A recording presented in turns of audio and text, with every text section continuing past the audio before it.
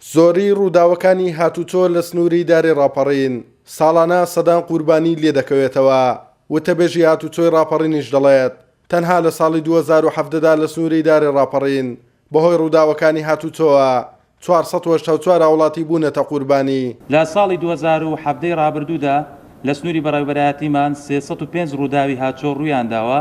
لەو ڕووداوانە 100 ڕووداویان لە ناو شار بووە، 205 ڕووداویشیان لە دەرەوەی شار بووە. لە کۆی ئەو ڕووداوانە 484 هاوڵاتی بوونەتە قوربانی، بەداخەوە 42 هاوڵاتی گیانی لەدەستداوە، 442 هاوڵاتیش بریندار بوون. سەرۆکی شارەوانی ڕانیا بە کورسات نیوزی ڕاگەیاند خراپی ڕێگاکانی دەرەوەی شارەکان بەتایبەت لە سنووری دارێ ڕاپەڕین هۆکارێکی سەرەکین بۆ زۆربوونی ڕووداوەکانی هاتوچۆ. بەداخەوە کە قوربانیەکانمان زۆر ڕوو لە زیادبوونە، ساڵ بە ساڵ ڕوو لە زیادبوون دەبێت و ساڵ بە ساڵش ئەم ڕێگاوبانە ڕوو لە خراپبوون دەکات بەهۆی نەبوونی سیانەیەکی وەک پێویست کە ساڵانە کە پێویستە ئەم شەقامانە ئەم ڕێگاوبانە سیانەی تێدا بکرێت. هیوادارم حکوومەت پشتیوانمان بێ بۆ تەواوکردنی ڕێگاوبانەکان بەتایبەتی ڕانیە هیزۆب کە بەڕاستی زۆر خراپە و پێویستە گرنگی زیاتری پێ بدێت.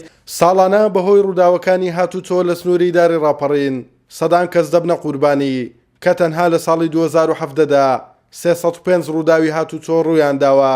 بەهۆیەوە 484 هاوڵاتی بوونەتە قوربانی و لەو ژمارەیەش 42 هاوڵاتی گیانیان لەدەستداوە.